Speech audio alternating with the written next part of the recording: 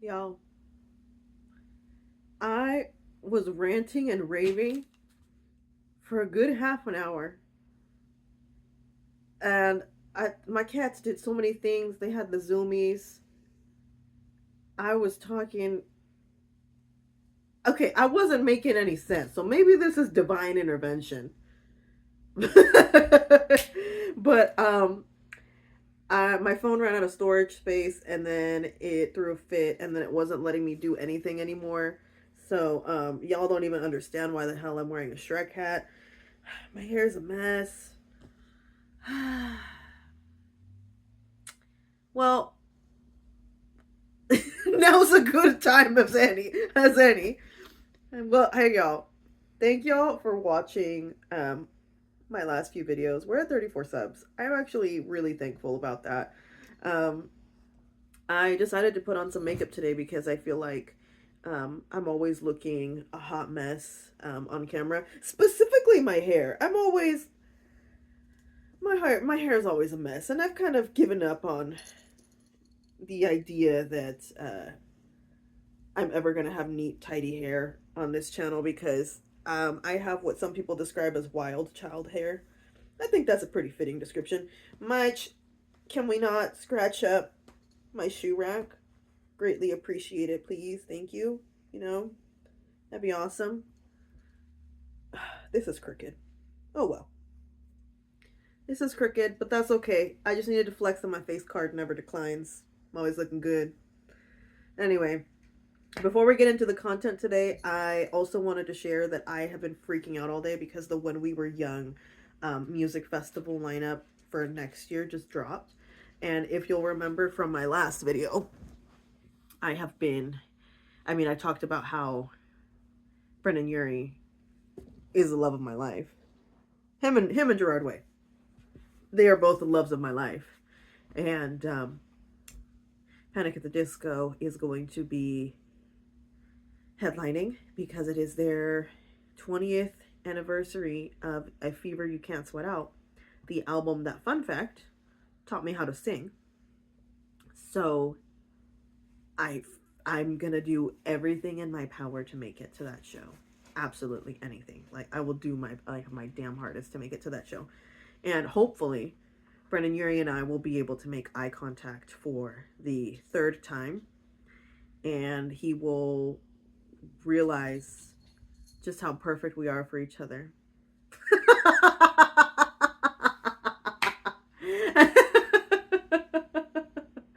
You know, okay, my husband is well aware, and I've told him, like, babe, I love you, but if Brendan Urie ever showed up on our doorstep and said, "Hey, I'm here for you now," it's gonna be a tough call. Okay, so today I am going to do a Ratchet retelling on the book I was listening to while I was at When We Were Young, that weekend in Vegas. Um, Before I get into it, I kind of want to give a few disclaimers. Disclaimer number one: this is a retelling, which means this is not a review. This is not going to be spoiler free. There will be spoilers up the wazoo because I am retelling the story as I experienced it. And in my trademark Yvonne way, because Yvonne has an interesting way of explaining things.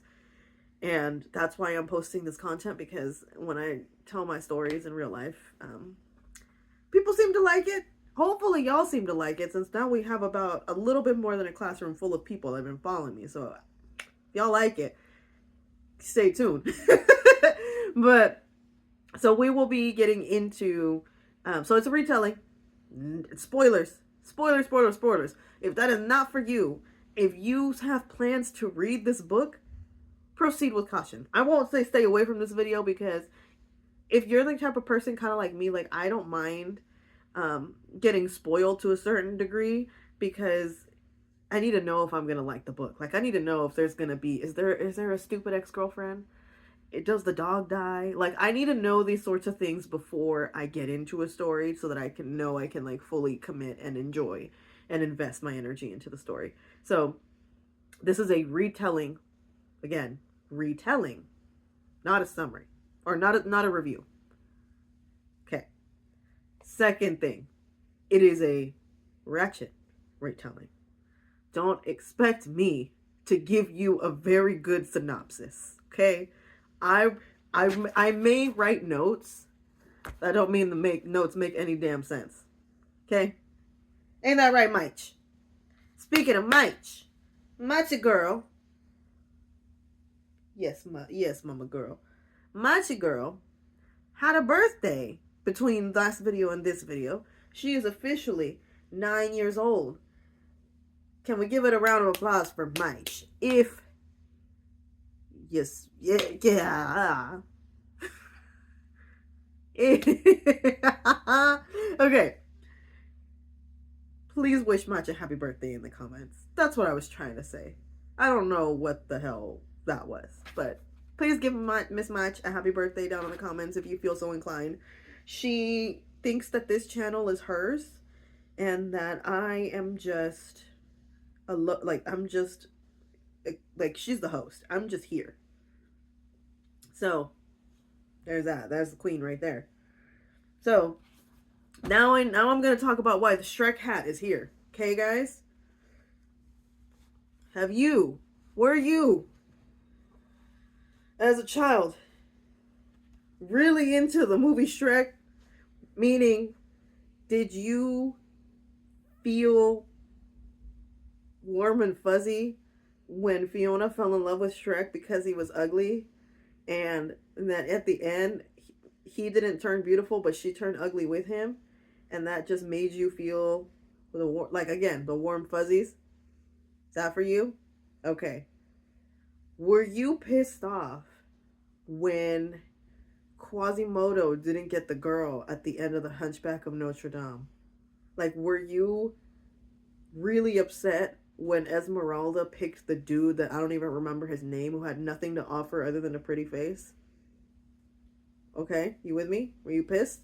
Okay. Okay, me too. Were you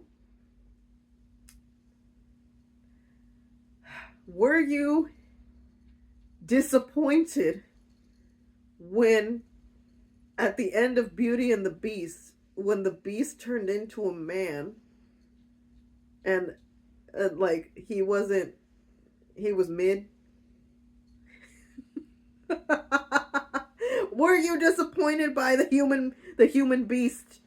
Did you want Beast back? Yes?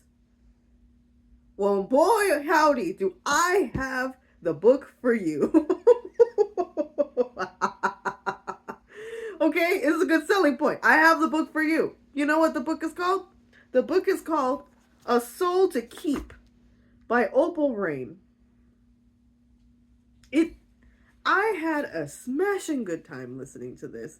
I was feeling the same things that the protagonist was feeling, in the sense that for a lot of this book, she's like, why am I so attracted to this monster? Because what's there not to like about the monster other than the fact that he's not human? Okay, walk with me. Don't click away. Do not. I don't care that he looks like this. I don't care. He is hot as hell. Much in the sense that Venom, not Tom Hardy, not Eddie Brock, Venom is hot. Okay? Same-ish. Same. Well, again, don't click away. Walk with me. I'm going to tell you the story about Orpheus and Rhea. So let's start off with building their world. Up where they walk, up where they run, up where they stay all day in the sun, wandering free. Wish I could be part of your world, Orpheus. Oh my God, I should put hard eyes on me when we're talking about Orpheus. Jolly good read. Enjoyed the hell out of this book. So In this world, they this let's just start with the village. It is a village like any other. They are plagued by demon attacks. There are demons that live in this place beyond the human realm, known as the Veil. And in the Veil, the demons live. Sometimes they escape, and they eat the humans in the mortal realm. Um, so in this world, the humans of these villages look to these entities called Duskwalkers to protect them from the demons. And all the Duskwalkers ask for is that every decade they give them a human companion. That they call them the brides. So all they ask for in exchange for the decade-long protection is a bride that is willing to go live with them in the Veil. So, the by protection, the Duskwalkers cast a protection spell, and the protection spell holds for 10 years, and then he comes back and he gets another bride. That's how that works. So now let's meet Rhea. Rhea is a young woman that when she was a child, she unfortunately, her family was the victim of a demon attack. Demons can smell fear. They are attracted to the smell of fear, and they be eating people that feel fear. So the demons go into Rhea's house, and it is written that Rhea is a person that, generally speaking, doesn't have very big reactions. Like, she's not a very, I'm not gonna say she's not emotional, because she does cry, but she doesn't feel big emotions. Like, she doesn't feel massive fear or panic. Is she on the spectrum? She might be, because, sounds a little familiar. But anyway, she, I'm going to just guess she's like 6 years old when this happens. So, the demons come into her house. Little girl, Miss Rhea, goes, locks herself in a closet, and she overhears the demons eat her family. And she survives, and she's unharmed. So, what would any normal village do? They would assume that it is all Rhea's fault, that Rhea is an omen of death. She's bad juju, bad vibes. Nobody mess with Rhea, because Rhea is evil incarnate. So Rhea grows up by herself in her house. The villagers, because they don't want the smoke from any demons or duskwalkers, because they assume she's bad vibes and she's gonna call the demons to her at any time. They keep her pleased in that they drop off her food at the doorstep every day. They stay far away with her. Nobody touches her. Nobody talks to her. Barely anybody looks at her. Okay? She grows up isolated from everybody her whole life. And she grows up with the understanding that she will be one of the sacrifices for the Duskwalkers. She will be a bride to the Duskwalkers. And she has to be willing, because honestly, she's willing because she's always wanted to travel the world and see things, and she just wants out, because who wouldn't in that sort of situation? So the day comes. They dress her up like a bride. Sorry, microphone. Sorry, y'all. They dress her up like a bride. And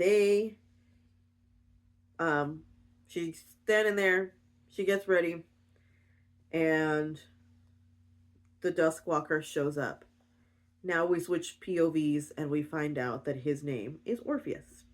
Orpheus is, they say, over 7 feet tall. He's 8 feet tall. This fool's 10 feet tall. This fool's 20 feet tall. This dude is 35 feet tall. Point is, Orpheus is big. He is in this big full body cloak, so ain't nobody really know what he looks like, other than the fact that he doesn't have a face. He has the skull of an animal, and he's got horns, and he's got in the skull, in the holes, He's got two little lights, like the balls of fire in there, and they're blue. And they shift colors depending on his mood. We figure out what those colors are as story progresses. But anyway, he looks at Rhea, and he's also, so he's not a demon. A Duskwalker is not a demon, but they are also not of the mortal world. They are what they are referred to as other. So Orpheus looks at her, and he can also smell fear, and he also goes crazy at the scent of blood or fear, so it makes him want to eat. Um, so he's had like 20 other bitches before Rhea. Okay, he's eaten 19 out of those 20 bitches. So unfortunately, he feels guilty about every single one. Okay, let's put that out there. Let's not slander Orpheus. Orpheus is wonderful. Okay, he just made 19 mistakes. Okay, okay. So Orpheus looks at her, does not smell fear, which is interesting because he says every other broad he's ever picked up has been afraid. He sees anger, and he's curious, and he's like, "Well, are you willing? Like, do you even want to come with me?" And then she's like, "Yeah, I'm willing. Like, duh." And he's like, "Are you sure about that? Because you're like mugging me." And she's like, "Of course I'm willing. Why would I not be willing, you dumbass? Like, why would I not be willing?" And so then he's like, "Well, I mean, like, you don't have to meet me with that energy, though. Like, we could chill. Like, I don't know you. You don't know me. Like, why are you?" She's like, "Why are you? Where are you? Take me." And he's like, "All right." so, so he takes Rhea, and in the whole time, she's like, "Okay, this was my only way out, but once I'm away from the village, I'm gonna escape from Orpheus, and I'm gonna live my life." She's using this as like her ticket to freedom. So, um, they're going to try to get to the Vale. They get attacked on their way to the Vale by some random people. Orpheus eats the random people, and then Rhea's like, "All right, that's kind of cool." Like, she's not afraid. She kind of thinks it's cool. Um, and then Orpheus is like, "Burp. Excuse me. That won't happen again. It's just when people are afraid or they come after what's mine, I just get some urges. And she's like, that's fine. Whatever. They make it past the Vale, and they get to his house. She thought originally that he was going to have a cave, but our boy actually has a really cute little cabin in the woods. Now, they're in the Vale, so there's demons everywhere, and Orpheus is well aware that it is very dangerous to bring a mortal into the Vale because demons want to eat the mortals.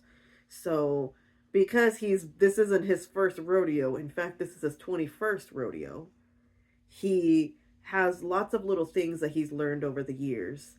He has a frenemy called the witch owl witch with the owl, and the owl with the witch. Turn around and get it. Okay. He's got the that gives him little trinkets like protection. She's got a protection diadem, which is a crown, and he taught her. So she taught him how to make little like protection charms using herbs. He grew a garden so that he can feed his girls when he has them, and so he has a lot of stuff. He's got clothing.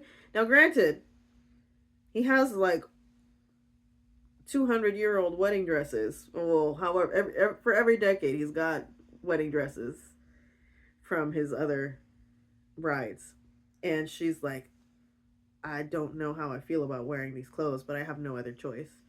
And then he's like, "Oh, well, we can dye them if you don't like wearing white all the time. I'm personally kind of tired of the white." And if you want to, learn how to dye clothes, that'd be cool. So then they learn how to dye clothes together. And then she learns how to make the little protection charms that they hang out in front of the house. And this is Orpheus's first time where he hasn't had a girl be afraid of him.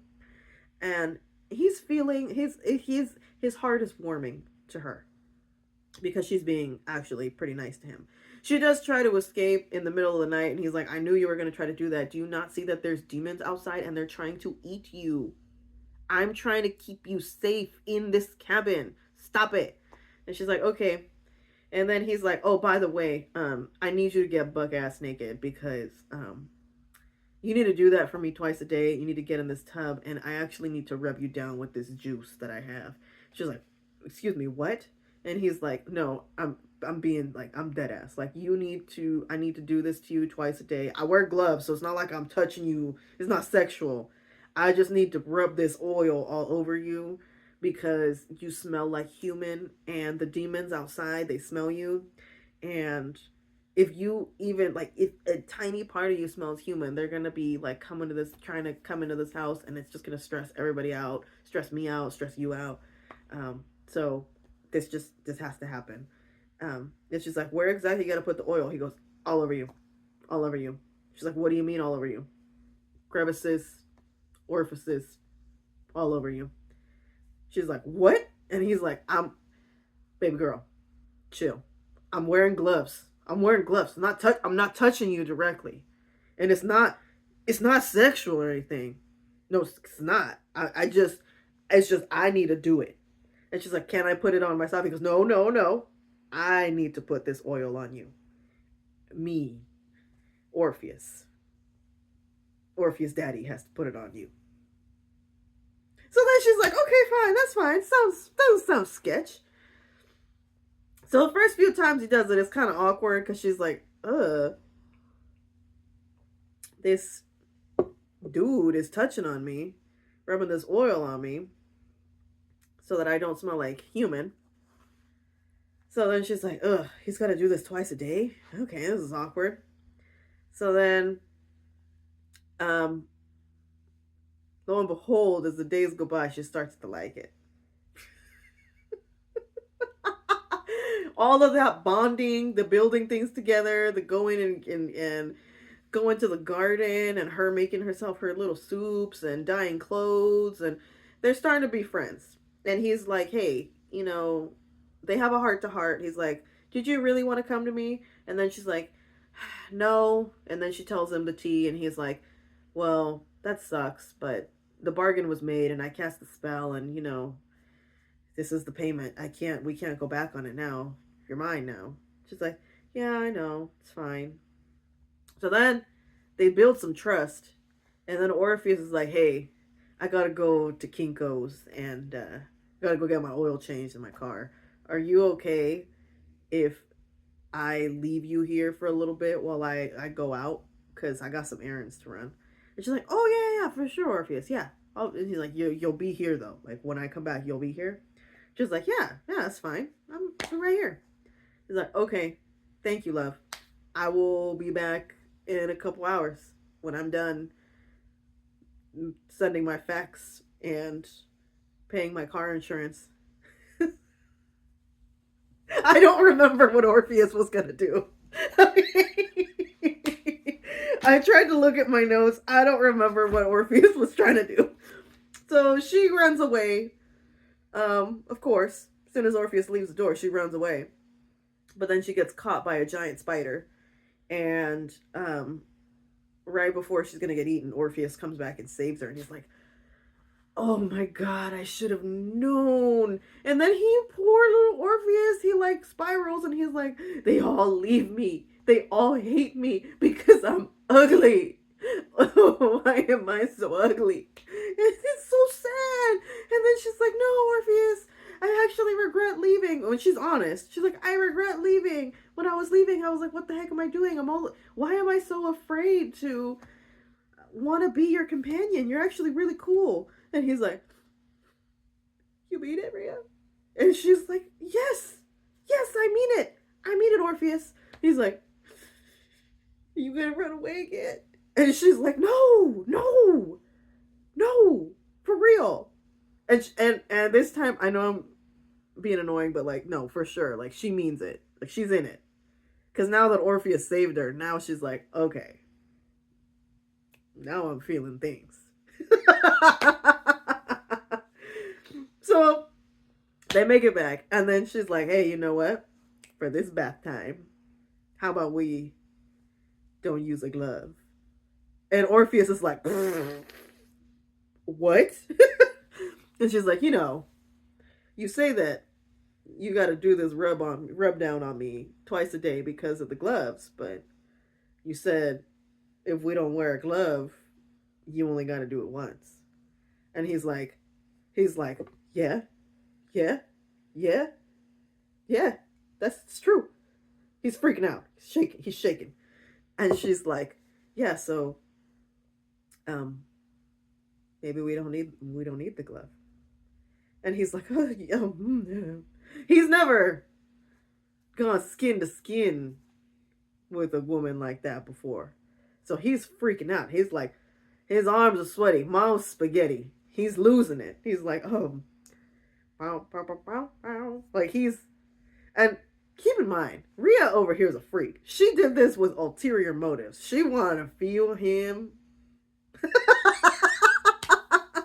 And so Orpheus complies. And they get a little hot and heavy when he's focusing on certain crevices. And he's like, you okay, Rhea? You reacted a little funny. And she's like, I'm fine. This was a great bath. Great bath, sir.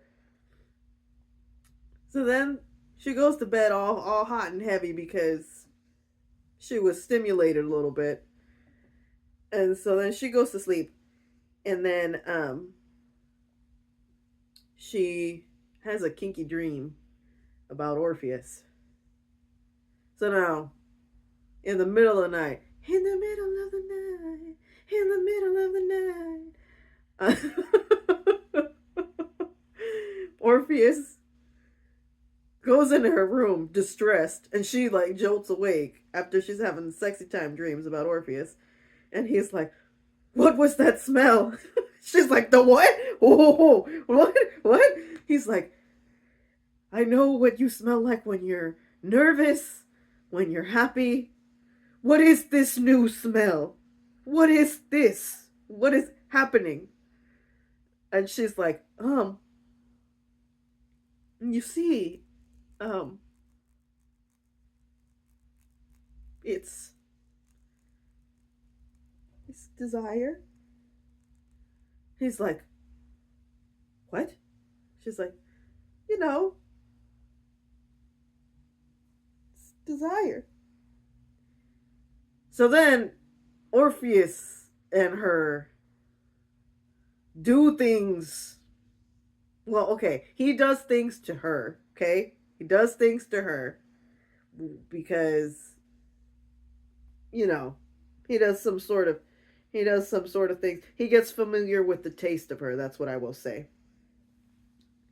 He has a giant tongue, like feet long, like a 3 foot long charger cord, okay?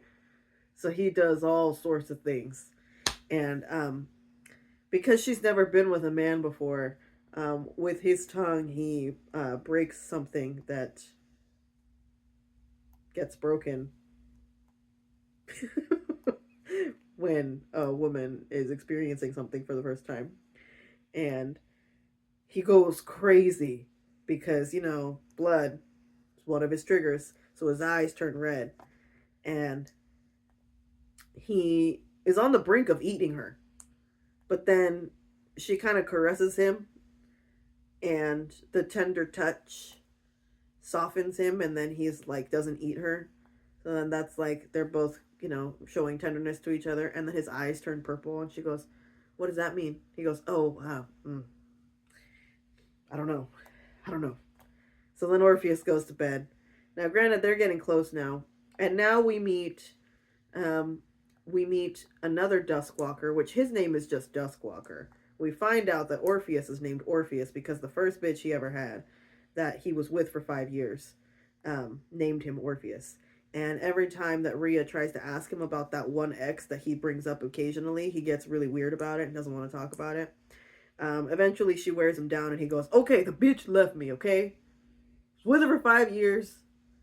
Then one day she woke up, told me I was the ugliest thing she's ever seen, and that the Demon King got it better than I do. And she went and left with the Demon King and told me that all the 5 years she was with me, she didn't mean a single word. She told me she'd never love me and that I should just go eat a dick. So, poor little Orpheus. Oh my god, I shouldn't even laugh. It makes me so sad. Like, poor baby girl. Orpheus is the baby girl, okay? Ah, poor little Orpheus. So then she's like, how could anybody do that to Orpheus? Like, he's literally the sweetest. Okay? So kind. Okay, so now we meet the Duskwalker. And the Duskwalker is like, what is that? What? Orpheus, what you got? What's that? And Orpheus is like, mind your business, she's mine. And he's like, how do I get a human? And he's like, stop being so stupid and then we'll talk. So I guess in this world, the more that these Duskwalkers, or as they're called in the Vale, the Mavkas, eat humans, they start to gain more humanity with each body that they consume. So this Mavka, or Duskwalker, has not eaten enough human body, so he's not like as sophisticated as Orpheus, and he's a bit of a chump. He's kind of like Orpheus's dopey little brother. So he's kind of relevant later. There's a scene where Orpheus gets hurt and she has to nurse him back to health, and that scene kind of helps bond Orpheus and Rhea together.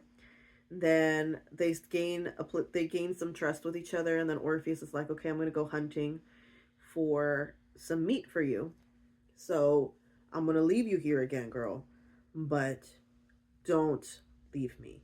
She's like, I'm not going to. I learned my lesson. I'm actually really down for you, Orpheus. And she, like, literally almost around the point where he's about to go hunting, they've done some more fooling around, and she gets to see his junk, and she realizes that he not only is he about the size of an elephant trunk. I'm exaggerating. Maybe half of an elephant trunk. He's massive. Okay, massive. Like most authors write, aggressively big. Does it fit? No, we'll never know. So, giant man. And at the base, he's got tentacles that grip onto you.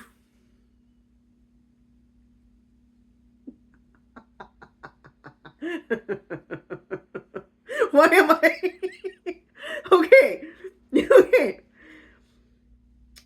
It's not. This makes me sound like such a freak, like such a pervert. Okay. It's not the junk that I'm into. It's Orpheus. It's Orpheus's heart. Okay? It's his heart. Alright. So Orpheus leaves. Some shit goes down. A demon breaks through their little like defenses at their house, and his dopey little brother, the Duskwalker, shows up and he saves Rhea. But he gets hurt in the process, and so right around the time like that fight ends, Orpheus comes home and he sees his little brother out in the front, and he's like, what the hell? And Rhea's like, it's not what it looks like. And he's like, why is there another man here? And she's like, it's your brother, my dude. And no, I only have eyes for you, Orpheus. That gets straightened out real quick. And then Orpheus is like, hey, um, thanks. So he thanks his brother, and then his brother's like, can can you guys take me to the, because there's a little town with all the, well, like with all the cute little demons that have eaten enough people that they're very human like, so they have their own civilization, and that's where they get all their goods and stuff. And he's like, I need I need I need some stuff from the markets. Can you guys take me?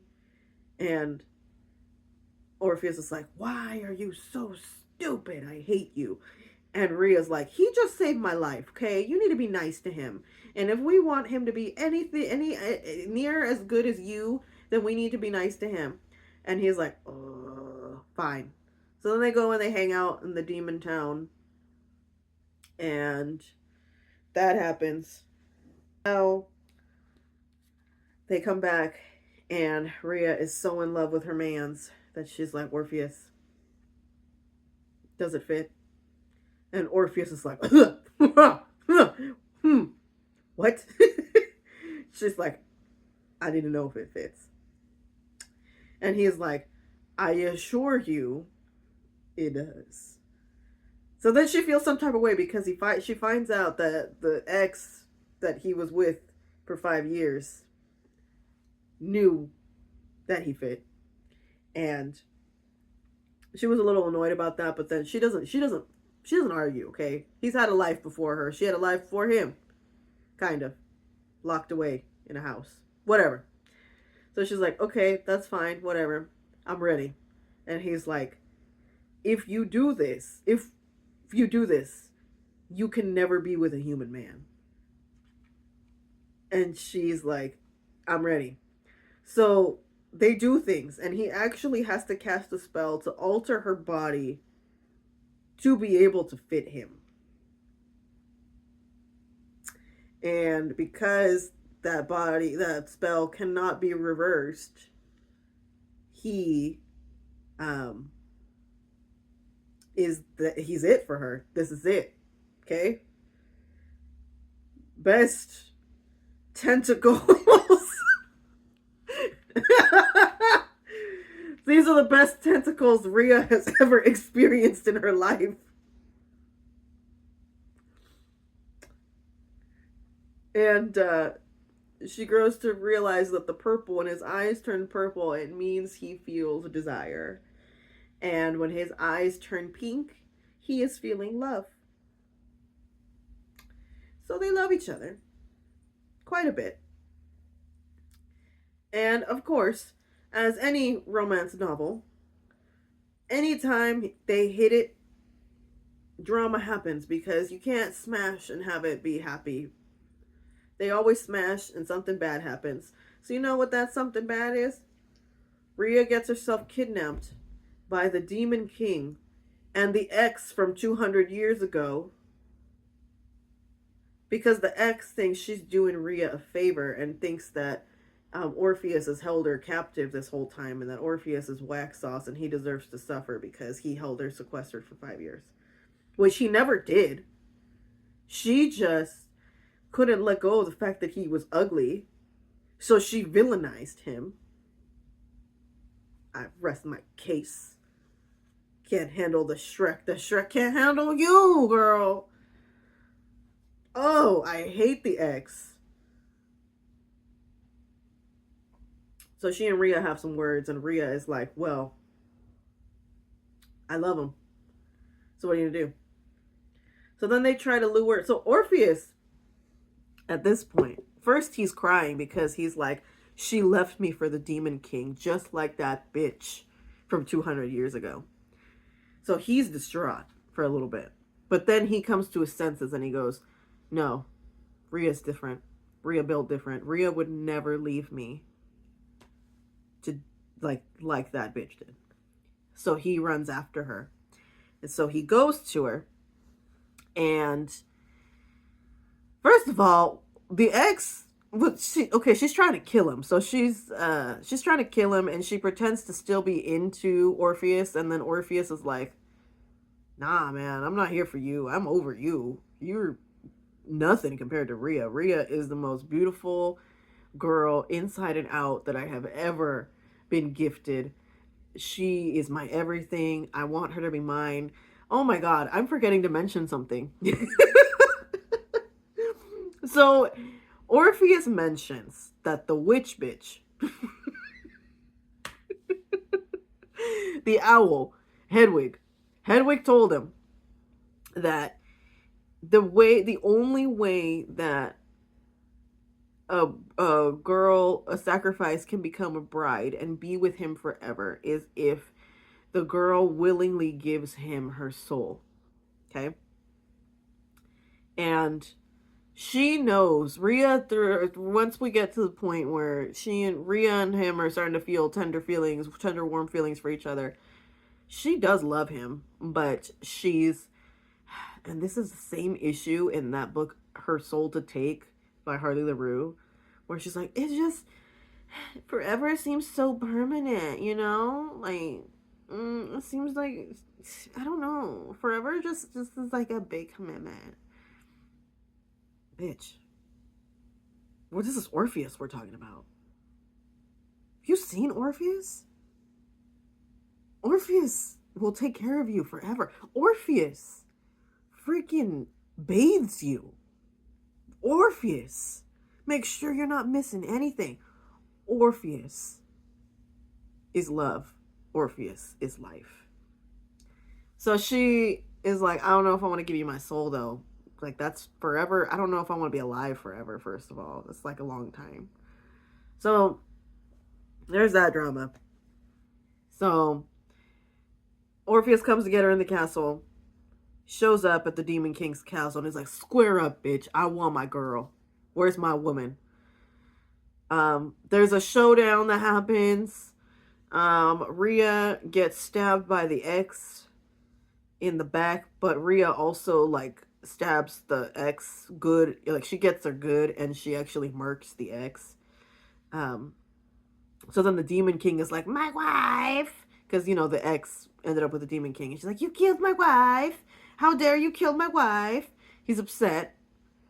But the wife, in her dying breath, also stabbed Rhea. And Rhea's dying breath, she's like, Orpheus, you can have my soul. So then some juju happens. Her soul leaves her body. Orpheus swallows it.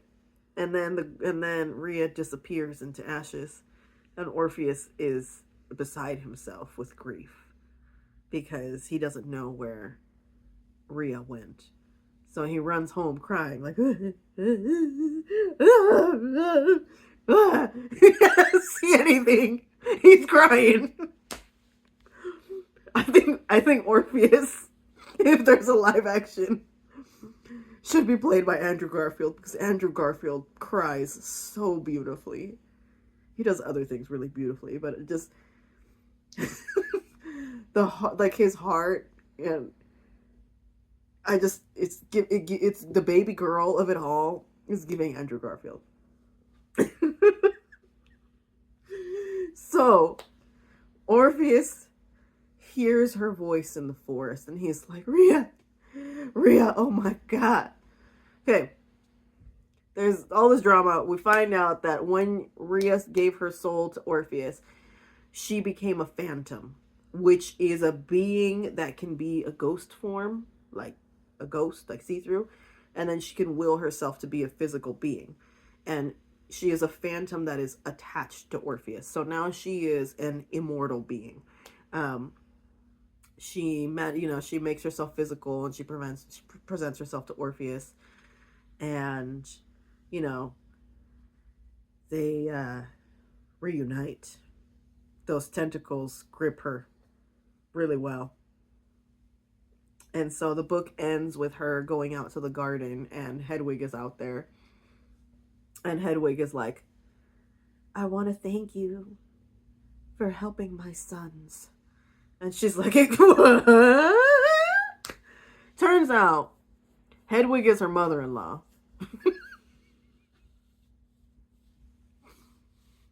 Hedwig is her mother-in-law. And that Hedwig is also a phantom.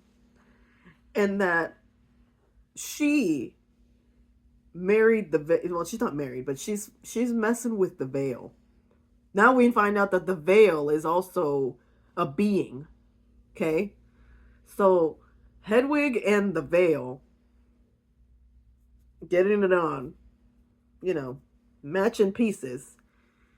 And that the Duskwalkers, Orpheus and unnamed Mavka, are actual siblings because they are the product of Hedwig and the Veil.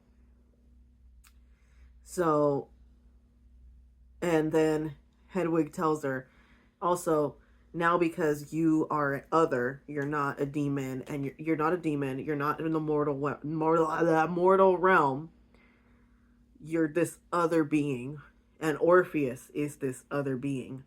Just be mindful of the sexy times, because now we don't know what kind of byproduct will come from the two of you, because we made the Duskwalkers. I don't know what a Duskwalker and a Phantom are gonna make. I don't know. So I guess I don't know if you two want to find out, but if you do, then okay. And then they proceed to live happily ever after. And that, my friends, is a story of Orpheus and Rhea. A Soul to Keep by Opal Reyne. Thank you. Thank you. I hope I did that justice. um, if y'all enjoyed that, please give me a like, a subscribe. Share this video wherever you can share videos. I'm trying to grow my cult. If we get to 100 members of this cult, your girl's gonna eat 100 tacos in a sitting. I already told you guys. I promise you it will happen. I do not know what to talk about the day that I hit 100 subs, but the idea will come to me and it'll be lit. I promise you. And if you made it this far in the video, thank you again. I try to be here every week. And if y'all made it to the very end, go ahead and comment Orpheus is love, Orpheus is life. I will catch y'all later.